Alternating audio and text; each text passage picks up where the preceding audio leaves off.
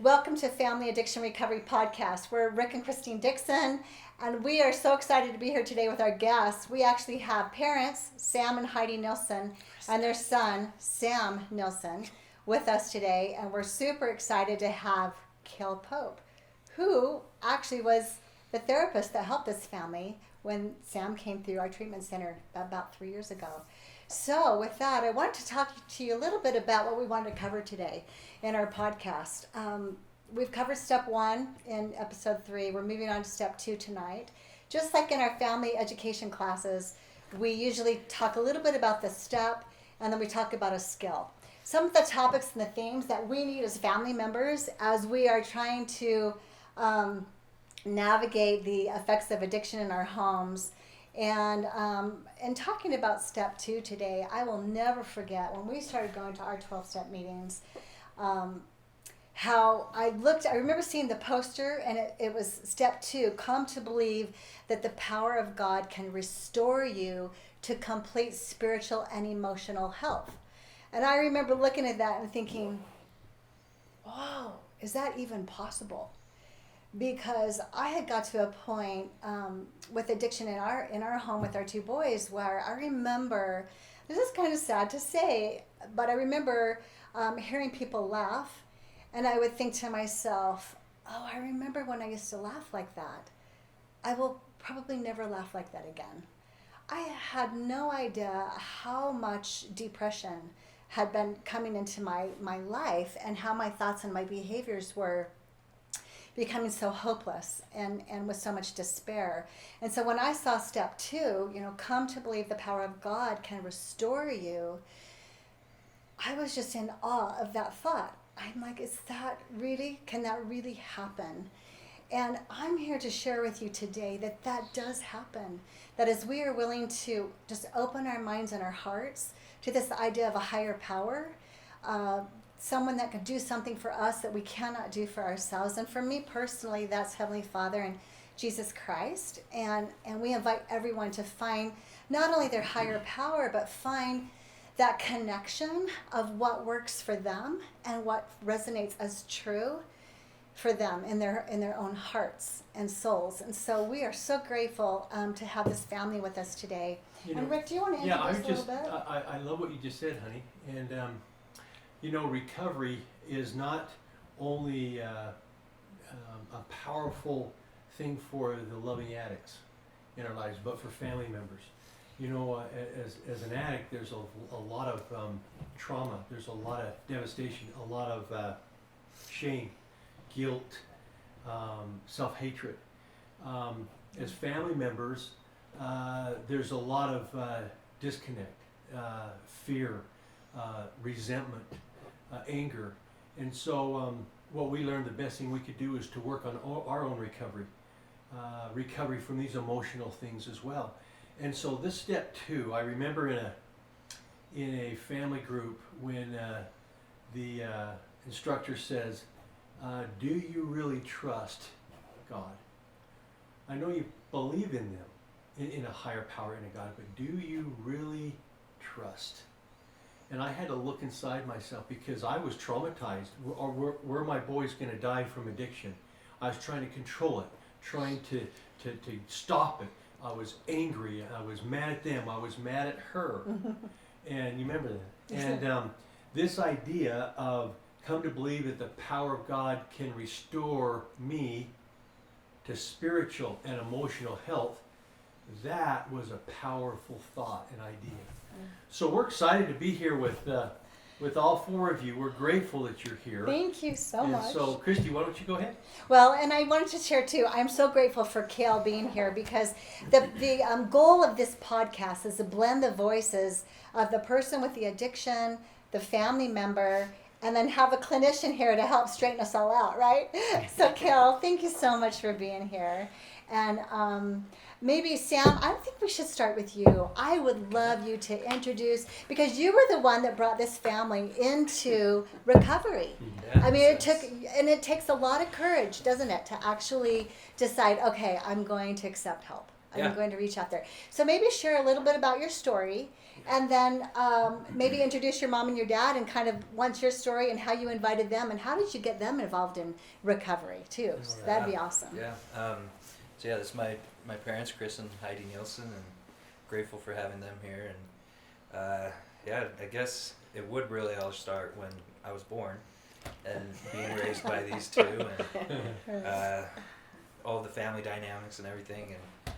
And won't go into too much detail, but just growing up with super loving parents who, when I did start to get into my addiction and carry that on, were here to support me and help me through everything, has been such a blessing. Yeah, as far as my story goes, that's kind of where it starts. I started off using drugs, marijuana. That was in my high school days, and then thought I grew up, and decided to serve an LDS mission. Went on my mission, came home, played football for the University of Utah for a year after my mission, and while I was there, started using again, primarily again marijuana and alcohol, and it just became my number one in life, and followed that path for a while until one day I work with my dad at another construction company, family construction company, and just was struggling really bad, and we had a chat and decided to give Renaissance Ranch a call. And I remember getting on the phone that day, and Jimmy answered. I don't know if I can say names, but Jimmy answered and said, "Yeah, how about you guys come in today?" And I was like, "Whoa, right now." Yeah, like right now. Right I'm now. here. I'm in the office. I love Jimmy. Yeah. So My dad was like, "All right, let's go," and I was more on the reserve side, like, "Well, let's just give it a few days, maybe. Let's think about this." So Sam, let me ask you. You said a minute ago, I was using drugs and alcohol. It became my number one. Yeah. What do you mean by that? What? I mean, it becomes a priority, but what do you mean? What happened? That's a good question. I think that it's tough to answer because I didn't really know it was happening at the time. It just kind of takes precedence over everything else. Everything I was doing slowly became, I'm going to do this so that I can drink freely, so that I can smoke weed whenever I want. Mm-hmm. Really just drove everything. What I think the most important thing that happened to me was it kind of split my life into these two different paths of, this is Sam, who I know I am. I like to use, I like to do this stuff, and then there's Sam, the good son, good brother, this and that, and really kind of split. And the more and more I would use, the more I was on this road, on the road of me wanting to. So you were living two lives. You were living two Sams. Yeah, and they started out, I would say more as the son and hiding this a little bit, but slowly and slowly as the years went on, I was fully invested in. We've heard that so much. That's like that cognitive dissonance, right, Kael, where you do start living these separate lives, and it becomes very complex and complicated, right? Absolutely. One thing, are you okay if I share a little bit? Yeah, please. Listening to Sam talk, I think so much about, the nature of those two lives that we try and balance so much. And we go back to this theme of like codependency today. And, with permission, having worked with Sam, I got to see so much of his desire to be the person who he thought his parents wanted him to be. Right. And kind of please the expectations that he'd created for them. Not even necessarily what they had said or done, but he'd kind of created this own thing in his own mind. And so, yeah, he created what we call cognitive dissonance, and that's where reality just does not match up with what we think is actually going on. Mm-hmm. And it was a big thing, and it's really common for a lot of people to go through. But to hear him talk about it today, it's just such a common story. It's cool that you can articulate that. Especially with the religious family. Absolutely. There's a lot of that. Would you say this could be shame-based, or partly, or mostly, or what do you think? Oh yeah, Dad's raising his hand. Yeah, absolutely. I love how we laugh today. 100% right here. So I gotta say, I just love the family, because like we can laugh about it today, but there's so much fear entangled with the idea that we'd even address the word shame within the family system. Yeah. Right? So many families are based off this idea that, no, we just love our kids, or we just love each other. We want to make each other happy. And ultimately, we talk about things, and reality always comes back to the same thing. There's unhealthy belief systems that we maintain. We hold on to them. And the slightest behavior, while it may have the best of intentions, creates a message that is sometimes so difficult to let go of. Okay, so let me ask you, Kael. We know that shame is the core center of most addiction. Can you explain what the difference is between shame and guilt? Guilt being good, of course, and shame not. And that, as an addict will use their drug of choice to numb out this shame. Well, what is it if it's the core center? So yeah, that's a really good question, because I think that's something that a lot of people struggle with. We always kind of use the two words of like guilt and shame, like interchangeably, and honestly, they're just not. Right? The one example I use quite frequently is that within our lives, we all exist within like our own set of core values, a moral compass, right? And that's a term that's commonly used in the field. And so when we talk about like our moral compass, that's typically what guides and directs all of our behaviors. And so when we talk about guilt, that's typically us acting or engaging in behaviors that are contrary to our own moral compass. When we talk about shame, that's typically our emotions related to us acting outside of somebody else's moral compass. Meaning, I am a bad person because I'm not living up to what my parents would expect of me. Oh. And when we throw like religion in there, that's another culture that most of us, expectations, like culture that we all exist in. Yeah. And so when we talk about like religion, it becomes this whole thing that's like, I'm not a good member of any organization if I can't adhere strictly to these behaviors and expectations. Right. So shame is... We shame ourselves. Yeah, it's not even I'm not good enough. It usually comes out in like, I'm worthless or I'm horrible or all these things that just aren't true. But these are things... They're character assaults that are so unfair. Right. I love it. And so that's what I hear constantly. I love it. And I knowing Chris and Heidi because we're deep friends from our family group from years ago. I know that the dad's going to get into that part probably a little bit too.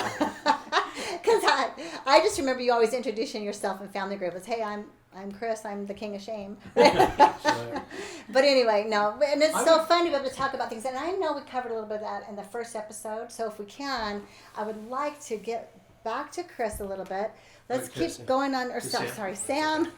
Pretty interchangeable. Sam. Okay, so here we are. You guys are like, come into treatment, and you're like, okay, let's go today. Wow, that must have been exciting for mom and dad for sure. But let's come back to your story. So here you are coming into treatment. Yeah, and just kind of speaking on the shame thing, I think a lot of that was part of that. I always wanted to please my mom and dad, I guess you could say, or be the person I thought that they wanted me to be. And I think a lot of that is what got me in the door in the first place. Just wanting... There was a lot of wanting to get better on my end. I think I was just tired more than anything of trying to balance these two lives that I was talking about, and all the lying and hiding more than anything. I think hiding is the best word. And so, yeah, we went and decided to enroll. Is that the right word? Enroll in outpatient therapy. Give it a try. I'll use school words. And yeah. So then I did outpatient therapy for a few months, and I was suggested that I should graduate to a higher level of care to then go in-house, have in-house treatment. Residential treatment, yeah, and did that for 3 months. Got out, and it worked a little bit, but I still was in some old behaviors and relapsed a few more times, and then finally had my last drink on the night of February 7th and woke up February 8th and been sober for 3 years today now. And 3 years today. Whoa. Yep. Congratulations. So, Whoa, well, so there were some relapses, but then all of a sudden it was like done. What was the catalyst for that? Like, how did that happen? That's a good question. And just thinking about it, preparing for this podcast and everything, is I think it all does come back to step 2, that I finally came to believe that there's a power greater than myself that could restore me to sanity and help me never drink or drug again. And that took time, for sure. It took almost a year to the date to come to believe that. Just in pondering things, I feel like most alcoholics, most addicts have step 1 covered. They usually know that they're an alcoholic or an addict, whether they've admitted it to themselves or to people around them. Deep down, I'm using this stuff a lot and probably shouldn't be. It ruins a lot of things. But I think step 2 is where the real work starts for most of us, to finally believe that you don't know what you're doing, but someone out there does, and someone can help you.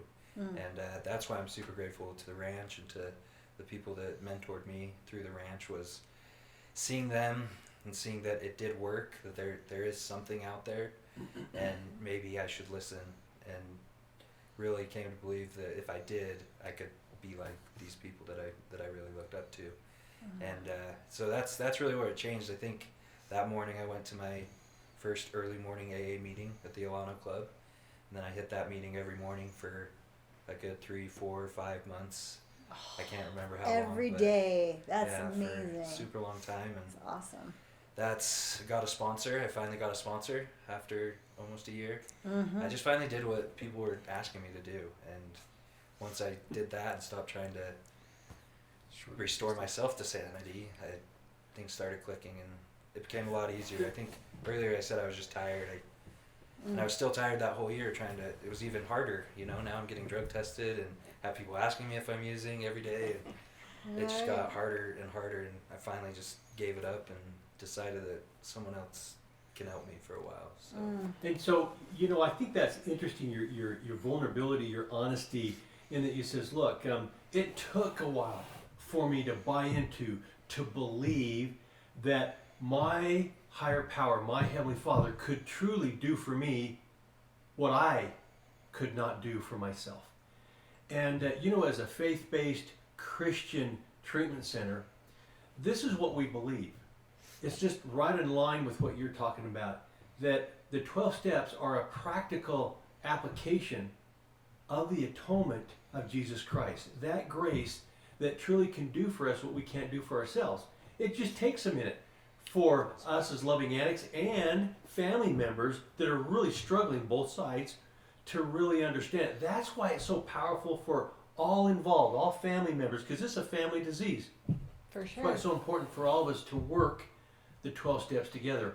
And step 2 helps us as family members as well. That's just awesome. Yeah, and I was excited to ask Heidi. So, I'm just thinking back as a mother, you know, when my son made that decision to actually go into treatment. How did that make you feel that day when Sam was now going to be in a safe place? Like where were you? What tell us a And little bit where about were your you story. emotionally, Yeah, tell spiritually? us about your story a little bit, and where were you at My this story point? probably goes way back again, like Sam said, when he was born. But first, to answer the question, how I felt when he went into treatment, I was pretty not emotional. I was like, whatever, treatment.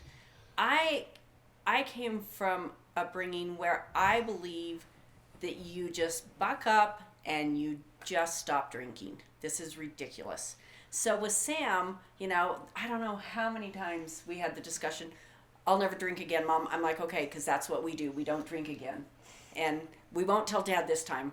But, you know, if you do it again, Sam, we're going to tell Dad. So it just, Like this Dad was did a to me. pattern. So these two were really responsible. Well, yeah, and Chris would tell me, Sam's an addict. And I'm like, he's not an addict. He just drinks. And so I was really the non-emotional part of the trio here. Those two were working it, and Chris fully believed he was an addict, and Mom was like, oh no. And I'll tell you why. It's because, like we said, Sam was a people pleaser. And so when I have 5 boys and 1 girl, and our 5th son, when he was born with special needs. And so I kind of thought, well, this is my lot in life. I'm going to have a son with special needs. And then my oldest son came out gay. And I'm like, okay, I can, you know, that took a while, and that's another podcast in itself. But we were kind of dealing with that too. And then we had some other issues going on. And so Sam's issue was just in the background because Sam was kind of our golden child, if I dare say. Sam did everything right, and I never worried about Sam. So I think when Chris kept telling me he had an addiction, I was like, oh, not Sam. Sam's too smart for that. Sam's too bright for that. Sam is, like, he's always done everything right. And so it took me a long, long time to admit, 1, that Sam was an addict, and 2, that he needed treatment. So I wasn't really involved in his treatment until one day he had been in California and he hit rock bottom, and he was flying home from California, and his girlfriend at the time said, can you pick him up? I think he's in a bad way. And it was that night that I finally looked at Sam and said, I understand you are sick. And that took all the pressure off of Sam, and it took all the pressure off of me, because finally it became a real thing. It wasn't anymore Sam just stopped drinking. It was Sam is sick and we need to deal with this. And so it was a huge education for me as a mom, being a very religious person out of fear. And that's, I wasn't raised that way. It was my personality. I was obedient because I was fearful of God. And so today, 3 years later, I'm still working on my recovery. I work with a sponsor once a week, and I'm at step 2. I've been through the steps maybe 5 or 6 times now, and I'm still stuck on step 2, and we can get later into my fear of God and why I have such a hard time turning over my will to God and learning that He is a God of love. And so that's kind of where, as a mother, I think I'm a backwards mother. No, you're not. I think I didn't react like most moms did, because I just thought he could stop. You know, I thought that was neat. You know, when she similar to us, just stop doing that. But finally, when she learned, in essence, that, you know, Sam's not a bad person needing to be good. He's a sick person needing treatment to become well.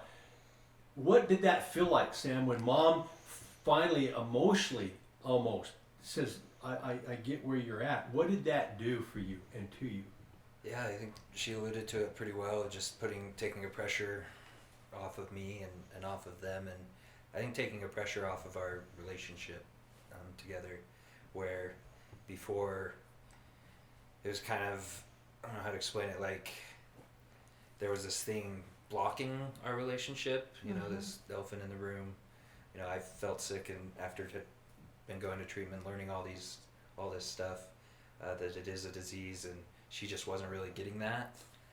Still, that finally it didn't feel like that was blocking us, but became the common enemy in a sense, and we were then working as a team more than on my own or against one another. It must have felt really good for you to feel understood finally. Yeah, Mom, completely. this really is hard. You know, this really is a disease. This is tough. And you know what I love, Kael, I love that you mentioned that Sam was a people pleaser, because when our son went into treatment, we were in our family education class. I remember our family counselor talking about the fact that codependency, most of the time, and Kael, you can help me with this, most of the time people that fall into addiction are codependent first.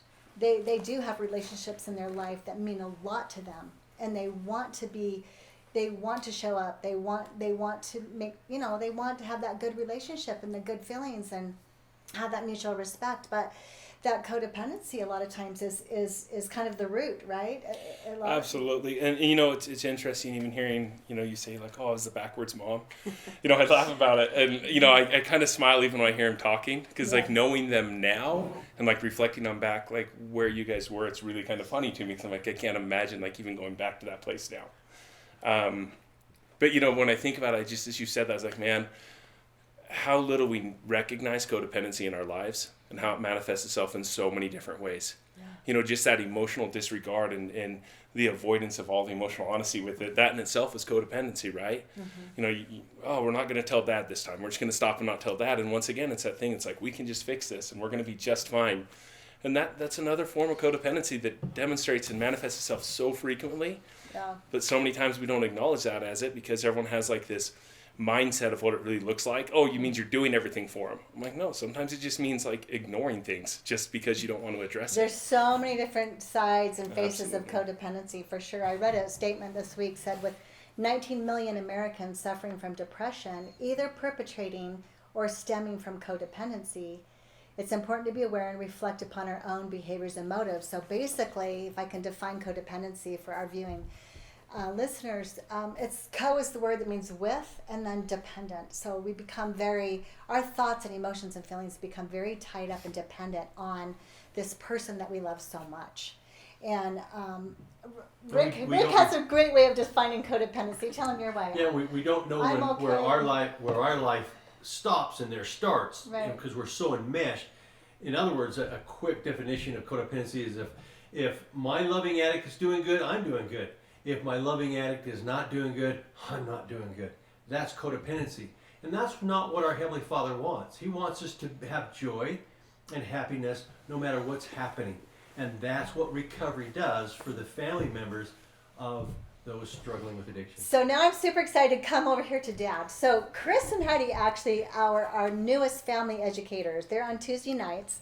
And they do a great job helping family members. We work our 12 steps together, and then we always work on the skills. But Dad, for you, Chris, so now your son's getting into treatment. And it's interesting because when you guys first came in to at least to our family group, a few years back, it seemed like you two had kind of reversed roles a little bit. A lot of time we see the female, like for me, I can speak from personal, I'm the enabler, the helicopter mom, I'm going to fix this, this is my job. And then he's kind of the tough love. And then you have a lot of emotional dishonesty between, because I'm just trying to keep the peace over here because he's being so hard butt with the kids, right? You guys laugh. But with you two, you kind of reverse the roles. Oh, absolutely. So Chris was a little bit more of, I think, working with your son every day, that connection of I'm gonna help him. I'm a little bit more of. I mean, is this fair to say that you may have been a little bit more of the enabler, and you may have been more of the tough love? I've got these 5 boys, I and was just more buck of that, up and just put it aside and ignore it. the It will go away. denial. Okay, so that's a big Denial. denial. I would say, Is a big rescuing behavior as well as that Yeah. denial for sure. But yeah, Chris, tell us a little bit of your My story. name's Chris. Hi, Chris. I was like starting those off like we were at a meeting. I'm a recovering codependent. World's greatest nonverbal shamer. I have a master's in shaming and a doctorate in nonverbal shaming. Right? I can give a look that will just, to use Rick's words, take your windpipe out and beat you with it. And that's a tradition long held. I mean, it's generational. And I'm not blaming anyone. I'm just saying that was it's something that we learned traditionally. And a little bit of background is my father was an alcoholic my whole life. Great guy, wonderful human being. Couldn't ask for a better dad, but boy, what I wouldn't give to have had Renaissance Ranch and the 12 steps in my life as a young man, and learned how to talk to my dad like my son Sam here can talk with me. If I would have known recoveries, I use that as recoveries. I think I want to refer back to that, but our lives in my household growing up would have been so much better. And I know my dad didn't want to be an alcoholic, just like I knew Sam didn't want to be an alcoholic. In my heart of hearts, when we'd have that battle within ourselves, when you're talking about shrapnel and what just blows up the family is the arguments with Heidi and I would be, well, he should just quit. And I had watched my dad for 50 plus years of my life, and if he wanted to, he would have quit. I didn't know where to get those skills. I didn't know where to help. I didn't know how to access any of that. And so hindsight's 20/20 on that, and that's why I'm here doing this podcast. I mean, step 12, anything I can do to give some ladders on the games of chutes and ladders to some families, I'm all in.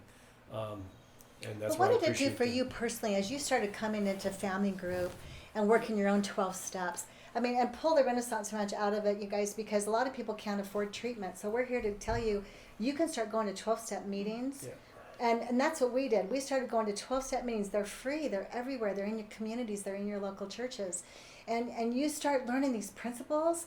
And man, there's a lot of hope that comes in, right? And a lot of recognition of what you can do.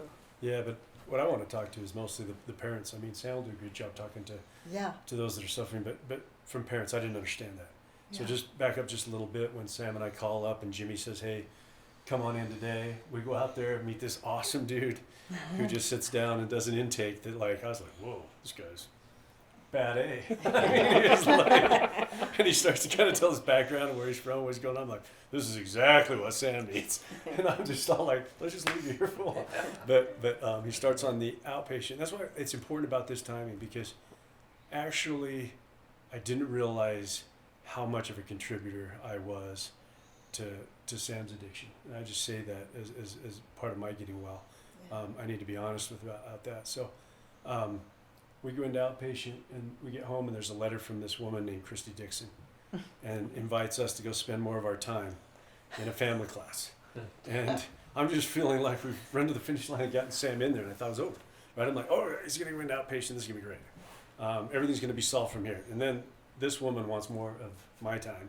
And I'm like, oh my goodness, what do you mean we're going to go to class? And why are we going to go to class? And so I'd say reluctantly went out to the 90th South upstairs and meet in this room and meet these two wonderful people who are just happy. And I'm like, what's going on here? I mean, these people are like, got two kids that have been totally addicted. They're telling me how much peace and love they have in their lives and everything. And I'm like totally confused.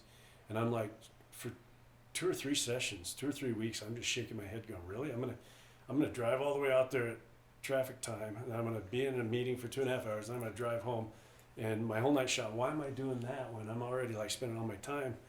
If you're an outpatient, I'm doing more work. I'm just having all these crazy codependent thoughts, right? All this stuff, and but the reason why I'm getting to this point is that without that, I would have continued to be a roadblock for Sam's recovery, because on about week 3 or 4, I start to hear about work on your own recovery, what's going on, and I had to look inside and I had to say, and I remember you telling me, hey, you didn't cause it, you're not going to cure it, and you're not Can't control it. you're not going to control it. And I was like, oh, control. I'm totally trying to control this deal. But then the one that really hit me was that I did have contribution, and I took it really to heart, like, what have I done to contribute to Sam's addiction? But more importantly, what can I do to contribute to him getting well? His recovery. And so I think we locked in on the family classes then. It's important to know the time frame is that, as Sam mentioned, he went through outpatient, then through intensive outpatient, and then into inpatient rehab.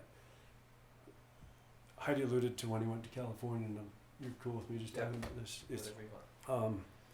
so here's the situation that never would have occurred without us being working on our own recovery. Is that Sam is down on a bender down in California. It's a bad one. And he comes home and he has a decision point in his life. I'm getting a call from an Uber guy who had your phone. We can laugh about all this stuff now, you know. I think it was the second lost one of that trip in California. And so who knows where Sam is? He's supposed to be on this flight, and Heidi and I drive out to the airport. And we're circling around, and we're circling around, and we're circling around. There's no Sam. And he's not showing up. And we were saying silent prayers, and we'd been through the recovery classes for months now. My point is that we were in a much different frame of mind, and we were speaking recoveries, and we had some skills and some tools. So Sam had gotten on a track stream and was headed for downtown, not going to be with his mom and dad. Divine intervention, I believe, got him back, and we just kept circling for our son. And then there he was. And the interaction that happened at that time was 180 degrees from what would have happened the first time. When you got in the car, I would have just, if I said anything or not, I would have beat you with your own windpipe on what had gone on and didn't understand where you were. I don't think your mom would have understood that you were sick. And so between mom understanding that you were sick and me having some skills to actually communicate with you rather than make you want to go use, we had a chance. And so we drove home. I'll never forget, we drove in the garage and we shut the door, turned the car off, and we sat in silence for a while. And then we basically said to Sam that we were there for him and wanted to know his plan to see if we could support it. And I wasn't trying to fix him, and I wasn't trying to enable you, and I wasn't shaming you for the first time. And that was because of schools and tools that we had invested in during the weeks prior that actually taught us how to not do that. So my point for anybody listening to this podcast right now, don't think for a second that you can't help your loved one, but it's not by making them change, it's by changing yourself. So it wasn't until I changed myself that I feel I gave this guy a fighting chance. So Chris, let me ask you, Wow. that was powerful. Wow. You said Thank something you. that was really interesting. You said something to the effect that prior you contributed to his addiction. You've mentioned shame. Maybe we ought to just define that just for a second for some that have not heard our other podcast. Shame being the core center of addiction, it's painful. It's emotionally hurtful. That's why an addict will use their drug of choice to numb out that shame. And shame is guilt is I did something wrong, I need to repent and be better. Shame is I am wrong. I am bad. I'm a piece of work. I'm hopeless. I hate myself. That's shame. And when a father or a parent shames their loving addict, that causes emotional bleeding, and cravings always come from emotional bleeding. I remember with my boys, I just shamed them, and they just want to go use, and I'm thinking I'm helping them. Can you share a couple of things that prior to recovery contributed to the shame? Or maybe With Sam, from your perspective, what was it that Yeah, was kind of caused you kind of want to go, oh man, I want to numb out. This is too much for me. Yeah, here's where my codependency comes in because I don't want to get them mad at me. It's a free game, man. It's a My free people zone. pleasing, but, I don't know. That's a tough one to go on because it. He won't be able. I don't want to interrupt. He won't be able to say anything because mine was nonverbal shaming. Okay, so explain that. Sam knew what was Did- expected by me, and if you did something wrong, did I ever really say stuff to you? No, and I would agree with that. It would take a look. I'm sitting here trying to think about. So what, it's the feeling though, right? Like how did I you feel? exude it so hard. But nonverbal shaming it's real. can drive Absolutely. shame right to the marrow of your bones, to the sinews. Absolutely. Non-verbally, can you physically show what would happen? Something happened. What people are saying? What is I'm all this cured, non-verbal? Rick. Show Remember what it is. Show us the look. cured. Give Like, us- do you give still us have the skill set? You asked me to bring up some old skills, man. I think a lot of times though, that with the nonverbal, now that I'm sitting here thinking about it, like what are some of the nonverbal things? And I think one of the most powerful one growing up was, and again, it's not out of any. What's the word I'm looking for? It's not in a bad way or anything. It's, my dad is just such a hard worker and always has been a hard worker. In the yard, Saturdays, doing yard work versus just wanting to lay on the couch and watch college football type thing.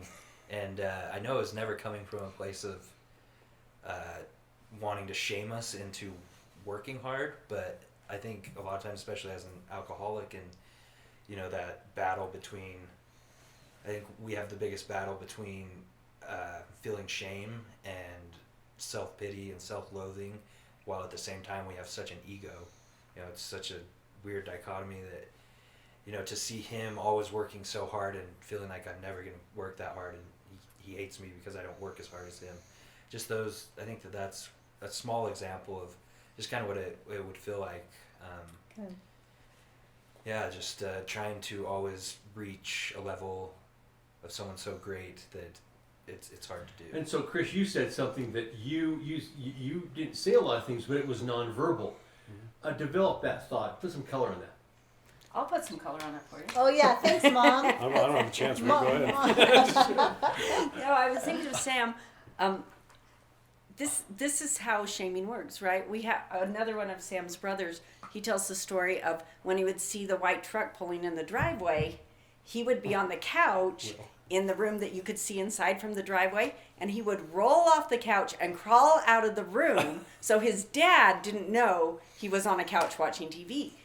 And Chris never ever, he's never ever said, You have to work. but they knew they should be moving if Dad walked in the Those house. expectations. Yeah. I heard the best definition for expectations. They're predetermined resentments. I will answer your question, Rick. One of the things that I think I became a master at was that I'm pretty fun and gregarious and get everybody involved. But then if I didn't like something that was going on, I'd go quiet and I'd withhold love. Oh. And so the withholding of, even though I didn't withhold love because I've always loved them, I would cut communication a bit as I've been doing my own inventory myself and looking at what are my really bad behaviors. Yeah. Is that I can go pretty silent. I can ramp down and I can ramp up that feeling between me and a child by not being Mr. Fun because I'm serious now about something. Does that make sense to you? Yeah, it's like this emotional abandonment, is what happens, and you actually Sounds think. worse than what I thought. But back in the It day, was. I can relate because No, I I used to know. think, am I supposed to kind of give them the cold shoulder so they'll get the message that what they did was really bad, Yeah. right? And so I'm Because as thinking long as I'm I'm not supposed. saying anything, Right. I'm within bounds. So we think we're I'm not a motivating. verbally abusive dad, and as long as I don't do that, I'm fine.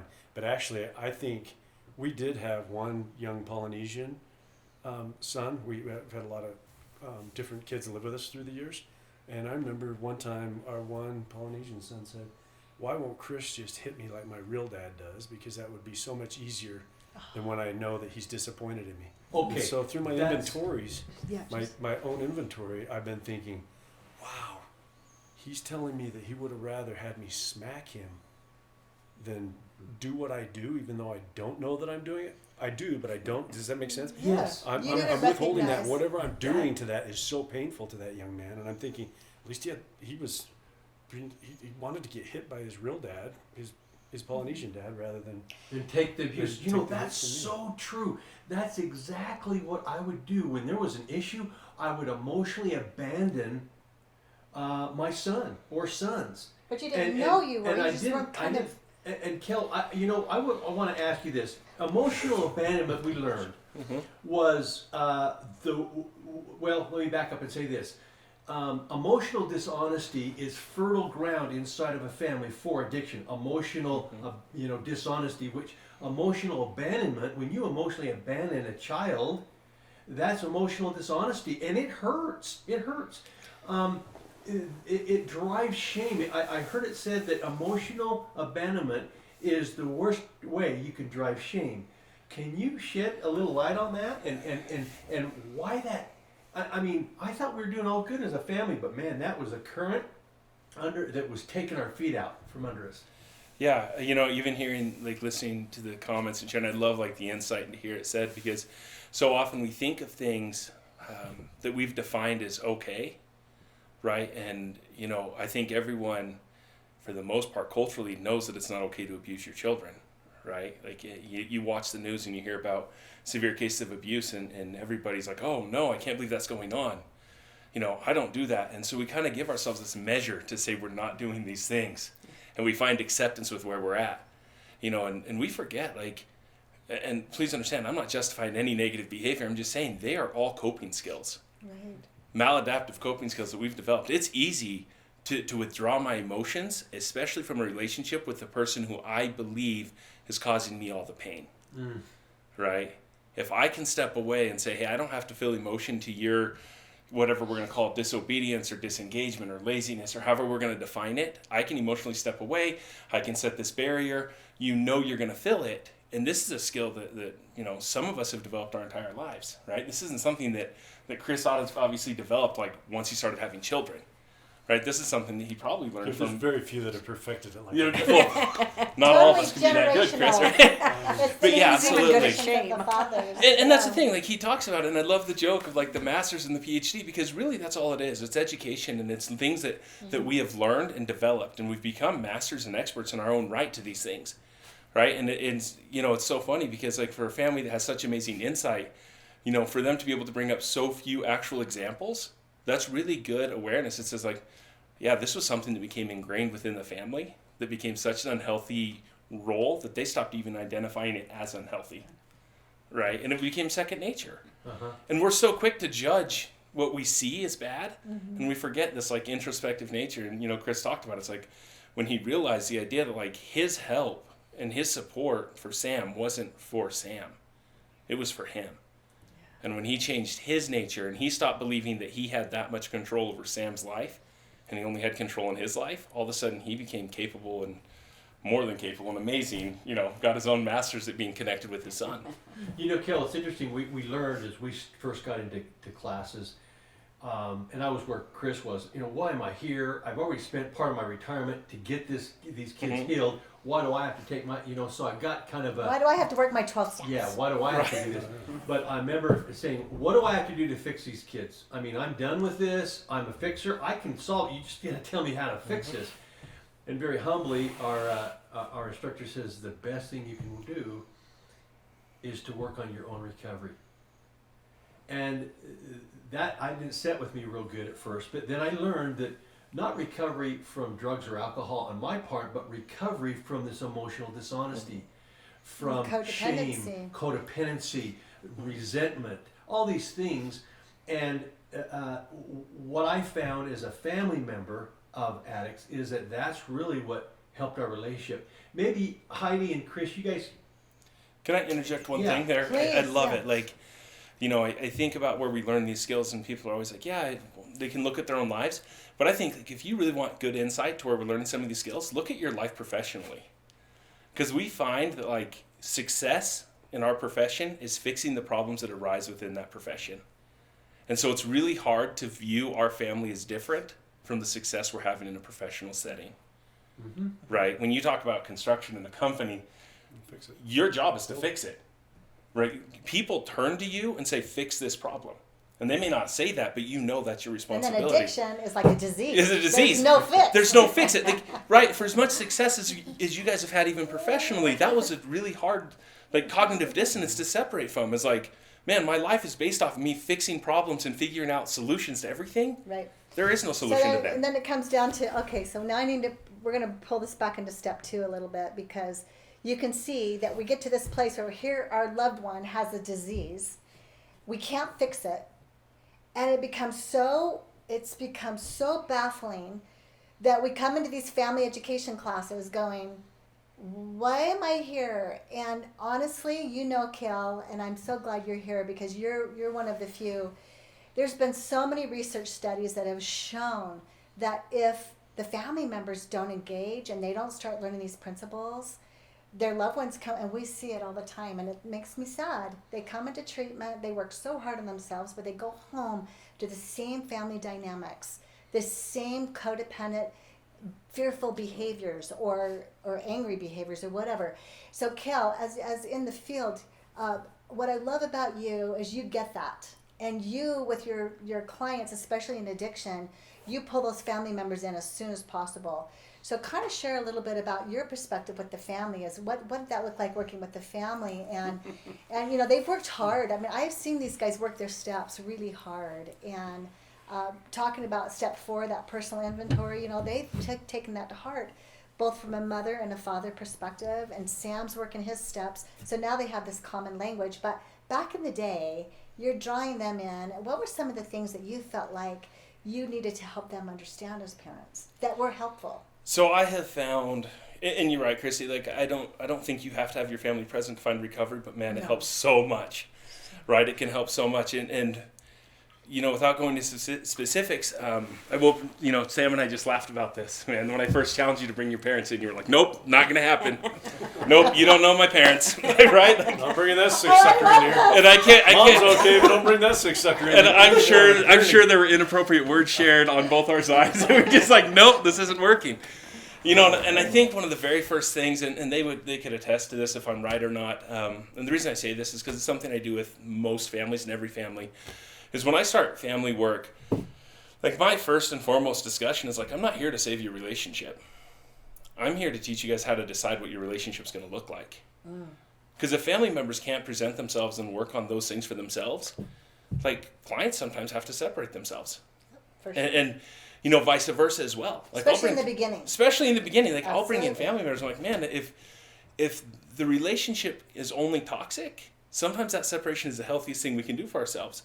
Of course. And so to bring them in and have it, I would bet, you know, a lot of things that we worked primarily on communication style and learning to understand each other. Absolutely. And just to share things in a non-codependent way.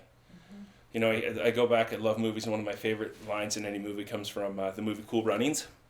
And there's a part where the coach is there and the head driver's asking the question. He asks the coach why he cheated. And the coach's response was like, you know, if you're not enough without it, you'll never be enough with it. And so many family members think their loved ones are going to go in and get sober and we're all going to be happy again. And so I challenge that immediately to come in and say, hey, no, it's time to tell your dad, Sam, how you really feel about the looks and about the feelings, you know, and to be able to share with your mom how it feels to hear those things. And then getting parents to say the same things back to their children without it being, and this isn't parents, I use that example because we're here tonight, but it's husbands and wives and brothers and sisters and whoever it may be, but to relinquish that fear that keeps us from being emotionally honest with each other. Because we think we're going to cause somehow more problems. Yeah. And the reality is we're not that cool. We can't ruin each other's lives. And we really can't get to that level of emotional honesty until we're able to create a feeling of safety, right? And so I think we're getting kind of close to time, but I want to come back to that step 2. Because if we can't get to step 2, it's really, really hard to move to the other steps. Mm-hmm.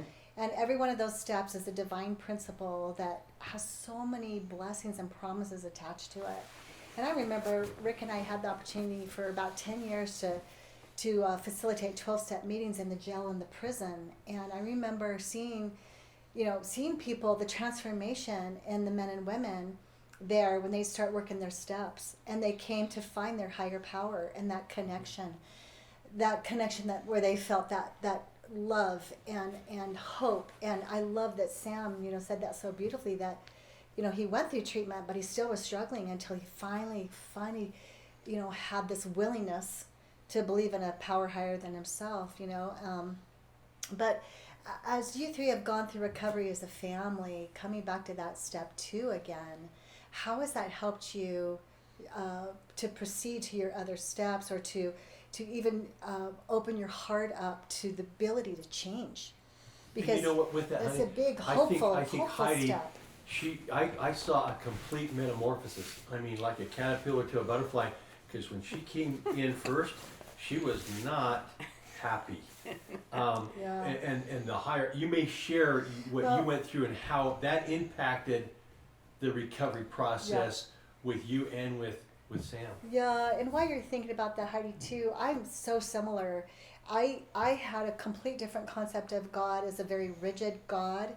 And I remember that when my sons were really struggling with their addiction and just going through, jail things and hard stuff, my heart actually swelled. I felt like it just swelled with more love for them. And one day it was like, oh my gosh, wait a minute.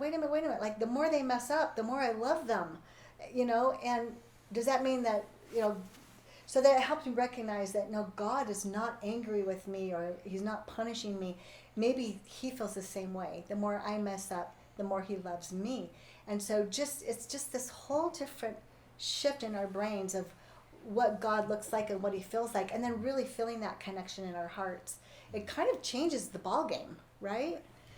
I think it's I love the word awakening in step 2. I was speaking with my sponsor today, and an awakening is a process. It's not just an experience, like Bill W. had. He had an experience, a spiritual The founder experience. of AA. Yeah, the Bill founder W. of AA.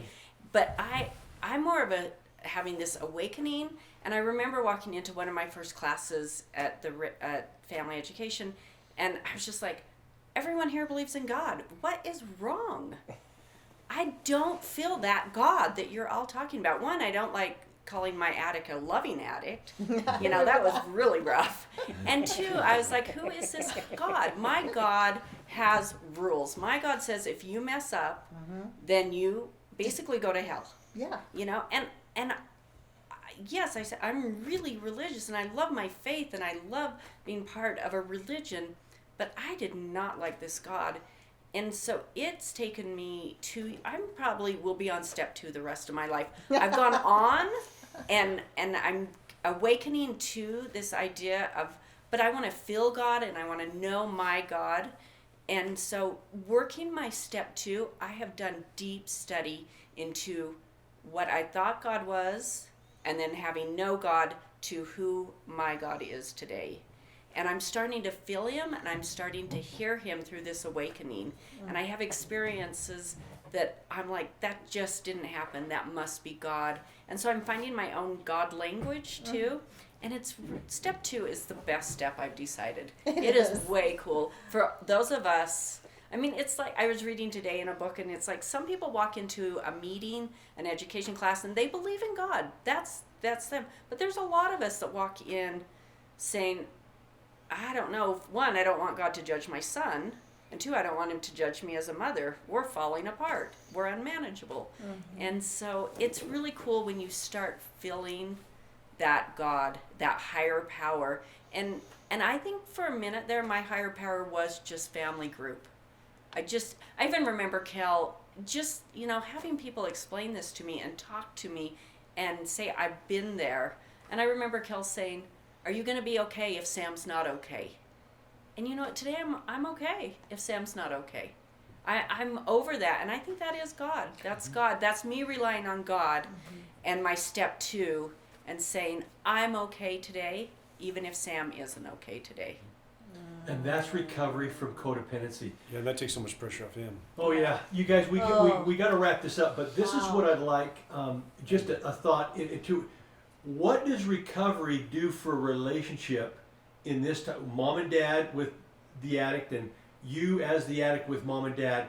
When there's recovery as a family, because addiction is a family disease, and maybe Sam, you can share with us what that meant in your recovery when you saw that mom and dad understood shame. They understood that this is a disease. This isn't, I'm not being bad, needing to be good. This is, they understand that I'm sick.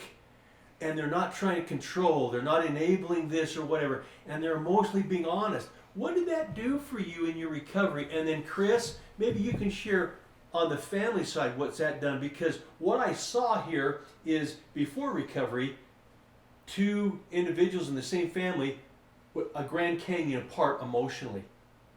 But now you become as one. Yeah, for me, what recovery has done is just, I guess, polished everything down to what's really important, and brought a lot of emotional honesty. And but coming back to the codependency thing, it's because we both worked our recovery independently.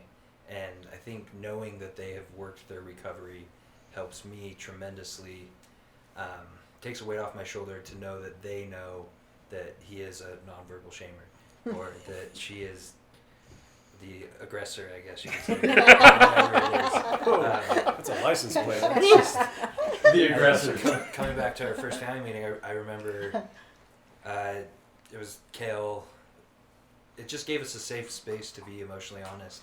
I specifically remember my mom telling me something that I had done and that it hurt her, and I had never known that. And just to know that it goes both ways, and so we both have to work on ourselves in order to come together. Just an example, I think this was just last week. I was over at my parents' house with my daughter, and coming back to the nonverbal shaming, Chris comes home and there's trash by the back door, and none of the boys were all just sitting around the counter. None of them had taken it out. So Chris, just does his thing, starts walking downstairs to get his shoes, gathers up all the trash, and I just see me and my younger brother, just kind of like, crap. We should have done that. Here it comes again. But instead, I used to hurry, grab the garbage, run out, and then stress about that.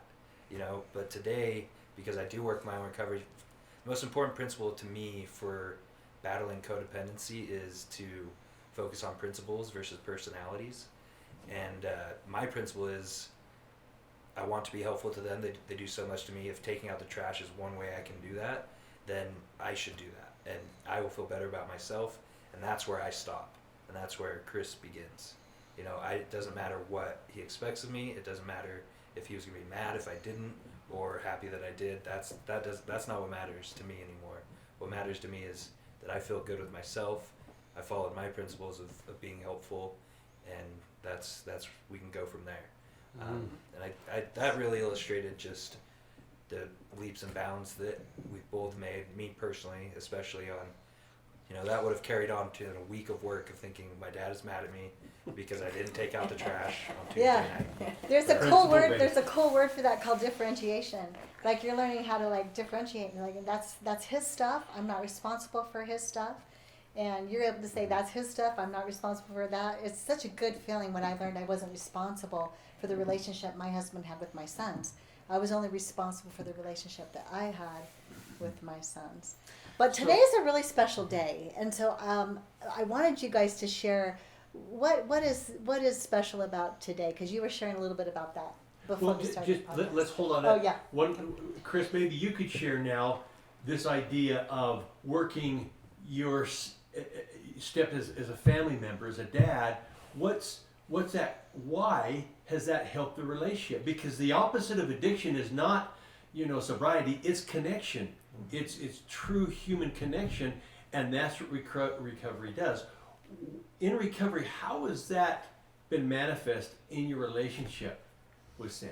I think we hit on a little bit before was the disconnect. So if the opposite of addiction is meaningful human connection, what I found I was doing was disconnecting, right? It wasn't verbally, but it was emotionally a disconnect. So I was becoming disconnected for the evening, through a whole evening from them, and make them feel like crap, right?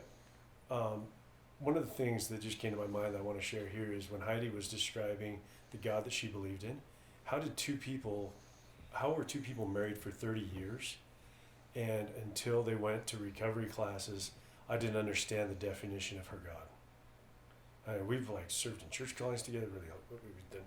We've read scripture together, we've done everything. I didn't know Heidi's definition of God and her fear. I knew a little bit, but I didn't know how deeply different our interpretations of our higher power were. I knew that she believed in God. I knew that she believed in Jesus Christ. She knows I believe in God, I believe in Jesus Christ. But we were actually worshiping two totally different people, our interpretations of who that person was. And it wasn't until working our own recovery, and I'd watch her and go to meetings and hear her share, that I was like, wow, I understand this now. This is like, wow, this was like, I guess what I'm trying to say is that, yeah, I'm really grateful Sam had his addiction, because I know a lot more about my wife than I did going to these classes, right? And getting these tools. I actually know what she's on about. We joke around about it, with her fear base of God. And I was raised by a mother that, man, everything's gonna be okay. It's my mom's birthday today, which happens to be Sam's sobriety date. They were so close. And I think that might have had something to do with February 8th. I don't know. I don't mean to throw that on you, but I think it's a pretty special day for this guy. She's since passed, but my older brother on a group text was just talking about one of those mom hugs today. How badly she had her here, because it could make everything right and good. And that's sort of the image of God that I always had, this loving God. And I didn't realize my wife for 30 years was dealing with a God of shame and everything, of fear. And so now that when I understand that, I do things differently, I hope, a little bit to help encourage a little bit of healing in our relationship, because that was a big enlightenment. And so I guess what I'm saying is, in a long way, is that I'm really grateful Sam had his struggles for me, and I wouldn't trade it for the world in the education we've had and the life lessons that we've had. And when we're talking about things, Sam's always used the analogy of like he's just cleaning his side of the street. I, as a father and a husband, always creeping over to the other side and sweeping up the other kids, sweeping up Sam's, working on his side of the street, because I thought I could really, really clean things up over there. Man, I mean, that commercial, stay in your lane, bro. It's like, stay in your lane. For the last Stay in your lane, bro. For the last 3 years, I've been trying to stay in my lane, stay on my side of the street, just worry about my gutter. Right. And when I do that, man, things are so much better. When I realize I'm not my son's savior, I mean, I remember when that was just a family recovery, really sweet woman said, I don't need to be my son's savior. And it was like, He already has one. it's unbelievable that I thought I was capable of that.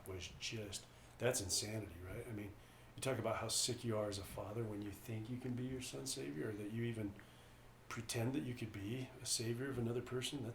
That's pretty sick. I was pretty sick, and And we don't I had a realize lot of it. recovery. And we don't realize that so many of these behaviors just happen, because you're trying to fix the unfixable, But one thing too that's interesting with you, Chris, is and we see in our family rooms a lot, is people come in and they come in for their for their spouse or their son, but they forget that they maybe have been raised by someone who's struggled with alcoholism or a drug addiction. And so how did it help you as you started working your own steps? How did that kind of help you understand maybe your father and help you? And you told us about that a little bit, but how did that kind of help put some peace in that relationship with maybe your dad? So the only difference I see between my dad and myself and Sam, is that I didn't take a drink and continue to drink. I messed around with some alcohol in high school, and I'm glad I didn't any more than that, because if I had, I would have become, because I'm an alcoholic, I'm a dry alcoholic. What I've realized through my studies is that my behaviors and my thinking, I think exactly as an alcoholic. Mm-hmm. It's in my genetic strain to think like an alcoholic. Yeah. I did not use alcohol to go and to numb out. I am a member of the Church of Jesus Christ of Latter-day Saints, and I've lived the word of wisdom rigidly, and that's what's the only difference. And I see that as a very small little difference between my dad and myself and Sam. And I've come to realize that basically it's a thinking disease, and I think like an alcoholic. And so my recovery is so important to me because I'm ornery to be around, just like someone who's not having a drink. If they're not working on the recovery, they're ornery. You can identify the alcoholic in the room, not by when he's drinking, but when he's not drinking. And that's me at times. I'm a dry alcoholic, you know. When I read these words come off the page and how they think and what they do, and the whole process is that I'm an alcoholic without the alcohol. So has it kind of helped? In a big way. So it's helped me understand my dad. Yeah. And it's not that he was weaker or that Sam was weaker. Right. We just dealt with it differently. And maybe have a little more compassion now and understanding for 100%. your dad. It's like, yeah, it's just. Awesome. Can I yeah, want to yeah, throw I was something just in gonna say, quickly? we have I keep failing yes. to come back to No, Kael. you're totally fine.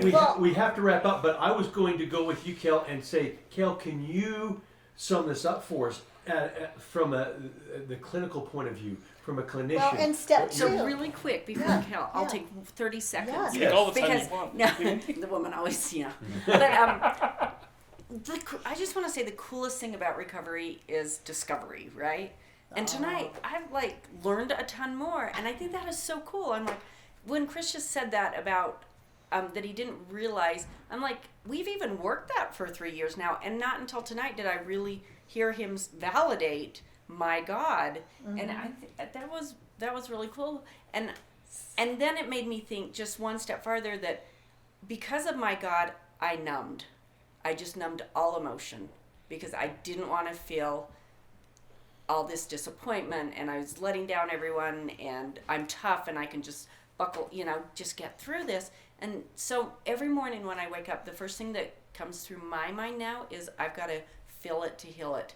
And so I think because I'm learning about God and emotions, I'm becoming a much more emotional person, emotional attached. And it's kind of prickly. It doesn't always feel right because I love numbing emotion, but I can feel emotion now. And I can feel the pain, but I can also feel the joy. Right. And it's way cool. And that's tonight. I'm just like, oh my gosh, all this stuff I'm even learning tonight. I love it. And that's I why love they it. say addiction is a feelings disease, Yeah. because we don't want to feel. As And a for- loving addict, we and- don't want to feel. As a family member, we don't want to feel. We want to numb out. We just don't numb out with drugs, perhaps. We numb out through shopping or through exercise or work Exercise. or whatever. Work. So Sure, sorry, I sure. didn't mean to. Are you interrupt, kidding? but- You know what's funny about that is exactly what you said is exactly what I've been feeling this entire night. Like, so viewers, you don't get like I don't come to this. This isn't like my thing to come to. But when I had an opportunity to come see this family, like man, all my family mean the world to me. But this is just amazing. I am not like you because I spent so many years learning to cry now. I think I'm about crying it. now too. I It's know, way you- weird. I love it. I was crying to my sponsor this morning. I'm like, what is wrong with me? What is- I don't cry. It's perfect because if there's any theme that I could say is like being able to come here tonight. There's a thing that I learned a long time ago being a professional, and that is like I refuse to take responsibility for anybody's failures, and in doing so, I refuse to take responsibility for anybody's success, because you can't do one without the other. And I think the message of tonight that's probably been the most clear for me, and probably the most kind of stamp it in for the day is like as you listen to the family talk, each one of them has worked their own program and they haven't worked each other's. And it's amazing to hear their perspective. They're sharing memories and experiences of what they've learned about themselves. And yes, along the way they're learning about each other, but each one of them is like, man, my foundation is based off of like who I've become and not what I've been able to do for other people. Right? I was not a therapist for them. I was a therapist because I believe in the work and the passion and the love. Right? It just so happened that we got to work together. Right? They didn't become healthy people or aren't becoming healthier every day because they're doing it for each other. They're doing this because they found passion for themselves again and what they believe in. And because they work together, it's something that becomes powerful and beautiful. And that's like probably the strongest thing I've seen for the night. Thank you, Kael. Well, Thank you, Kael, so we much. gotta wrap up. Those Those of you that have loving addicts in your life, You might be hurting. You may want to have them engage in recovery, but you're hurting as well. Here at the Renaissance Ranch, we provide every single week free 5 family classes, 4 of which are open to the public. You do not have to have somebody in the ranch to engage in recovery yourself. And Christy will tell you a little bit about more how to do that, but this is the book we use. It's called Healing Through Christ. You can get that at healingthroughchrist.org. This is powerful, but we work this together as families and as loved ones, and we'd love to have you come along with us. And Chris and Heidi teach Tuesday night, and it's a fabulous class. Christy and I teach Wednesday night, and Thursday night there's a women's only class, which is really unique and special. All in all, there's 5 classes a week. How do you get on that, Heidi? Right, and you can go to renaissanceranch.com and click on the Family Education tab, and you can find all the Zoom links. The classes are free, and also we have we have the previous podcast, then we have quarterly webinars, and so those are great to listen to as well. You can also go to our Instagram page, Addiction Recovery Mom, and get some tips for family members, and then see all of the upcoming things. We've got a webinar coming up March 3rd we're excited about. But anyway, we love you guys. Hopefully this is helpful, and share this message with your friends, and let's get the word out that addiction is, recovery is for the whole family. So thanks so much. And so grateful, Sam, for you and your vulnerability and being here. Absolutely. Just grateful. You're truly a help and a support to many others. I know it has been to me. Chris, your vulnerability, and Heidi, really sharing some personal things. It's not easy, but man, it's, I'm sure, helpful for many others. And Kael, to have your emotional impact and the clinical side of things has been invaluable. So we love you guys. Appreciate you so much for being here. Thanks so much, everybody. And thanks for helping this wonderful family and being a guide Thank to you them. to you guys. So thanks. And Hey, and just ending on this note, Stephen R. Covey said, successful families are families who never give up. So don't give up. that's right. Get involved Thanks in the all. 12 steps. We'll Thanks, see you everybody. again soon. Bye-bye. Bye-bye.